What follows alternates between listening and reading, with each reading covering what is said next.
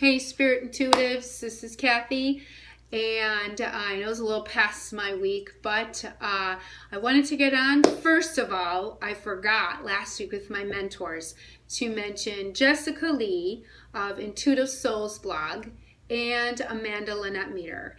And I had them ready to go, but once I got out the books, I got distracted with the books. So my apologies for not including Jessica and Amanda, because they were so instrumental with my development in the beginning. And I do acknowledge them in my book, Spirit and Belief, because without them, I would not have had those blogs that I still love today. And so I highly recommend them, and they're not in the media the way that some of these other authors are.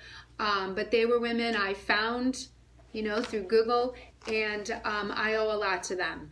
And Amanda has done wonderful things as far as spreading the message of my book, and I just couldn't be happier. And so I feel so bad that I forgot them. But moving on to today, I said I was going to talk about creating a sacred space, or Gabby Bernstein says an altar. I'm going to say sacred space just to not have the religious term in there. And my things are a little bit scattered because of how things are set up in my house. And you can use anything that helps you, but just remember they're tools to be used for guidance. I don't worship these items, and I hope that you don't in that way either, because I just personally believe that's unhealthy. But they're just supposed to be things to help you. And some people use different things. Some people have mala beads. Some people have a statue of a Buddha, which I really do want to get. Some people use card decks. Some people have gotten things on pilgrimages, from grottos and things like that, like holy water. You can use nature items, which I have a few, or things that you've collected, photographs that mean something to you, maybe the chakras of the body or mandalas, anything like that can help you along.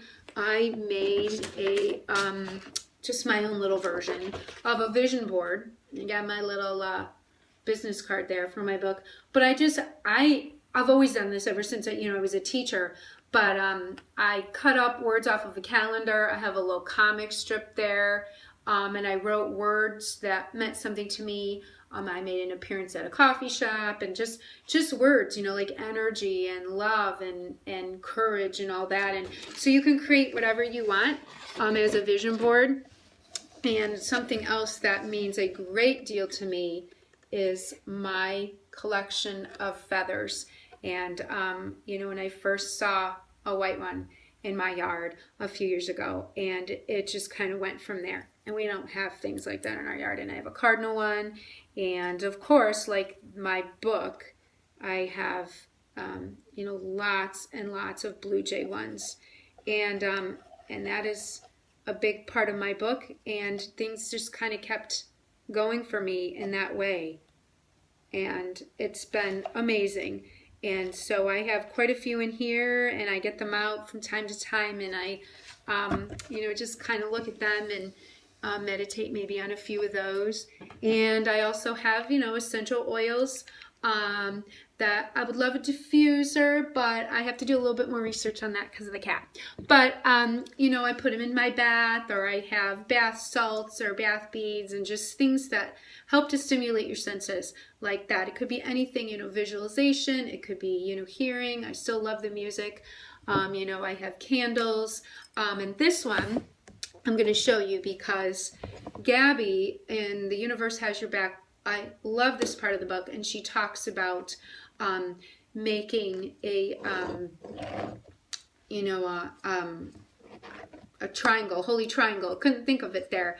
And I decided to use something of my own, and I actually won this at a PTA meeting many years ago, and it's my little lotus lantern that I was going to hang outside, but it's so tiny and I just didn't notice it.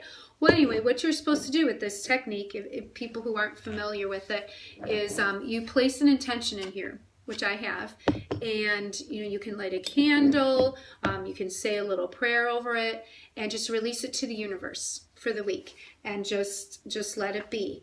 And at the end of the week, you take it out and you burn it. Now, I have a fire pit outside, so I go out there, but if it's too wet, you can just do it in your sink. Yeah, it gets kind of smelly. But then you would start a new one. And I put the date on there.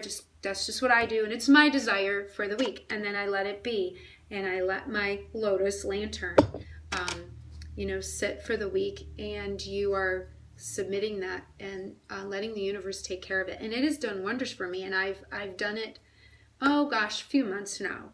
And so you just really think of something, anything that works for you. It could be just your own personal intentions, something about your family, a word that might mean something to you that you want to practice, an affirmation, mantra that you want to continually say over and over again that's going to work for you.